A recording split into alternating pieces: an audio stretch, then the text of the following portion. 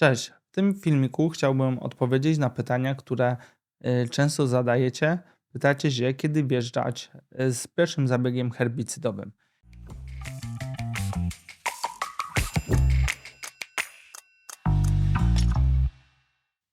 Jeżeli szukasz konkretnej wiedzy agronomicznej i chciałbyś poprawić swój warsztat, ten kanał jest dla Ciebie. Zasubskrybuj AGX Labs i kliknij dzwoneczek. Bez ściemy i lania wody.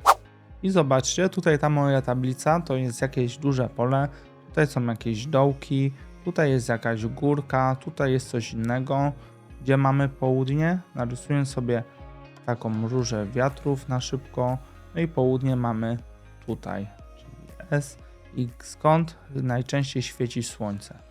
Promieniowanie idzie takie najpełniejsze, najlepiej ogrzewające glebę od południowej strony, a Wy, jeśli chcecie wykonać w odpowiednim czasie zabieg herbicydowy w buraku, to wykonujecie go na całym polu i musicie wtrafić w to miejsce, gdzie komosa wychodzi jako pierwsza.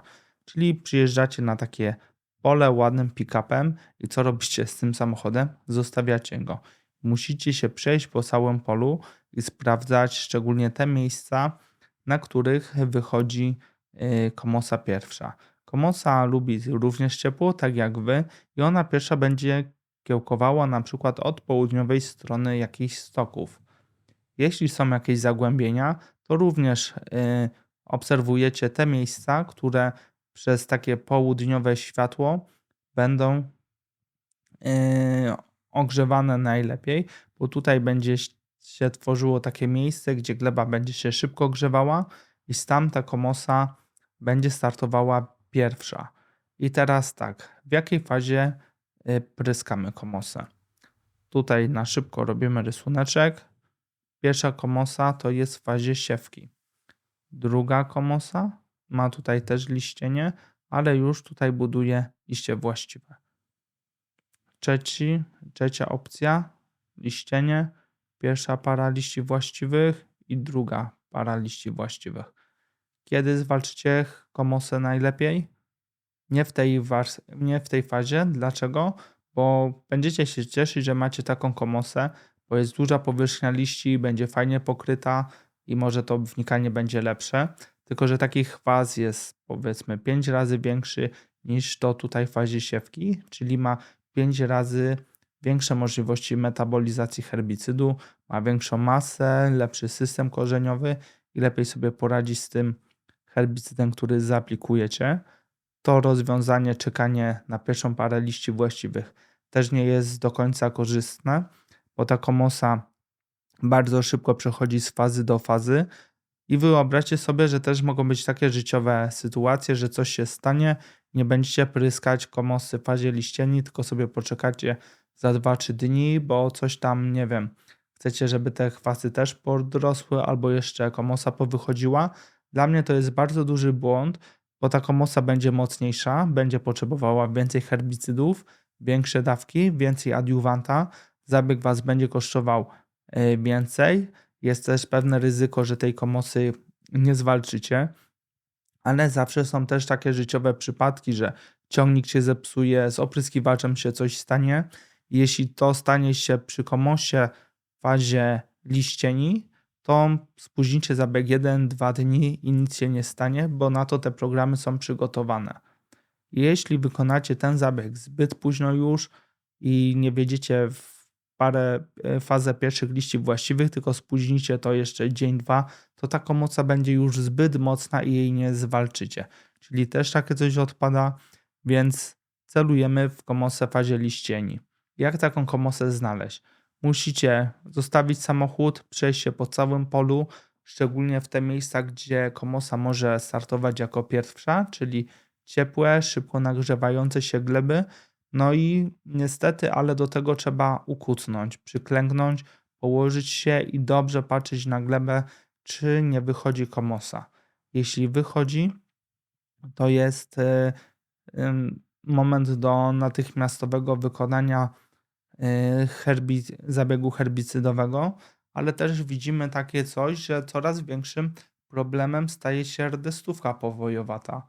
Jest to chwast, który czasami się wysypuje gdzieś w kukurydzy, bank nasion jest spory i rdestówka powoli też się robi dla nas chwastem wskaźnikowym. Musimy sobie go obserwować.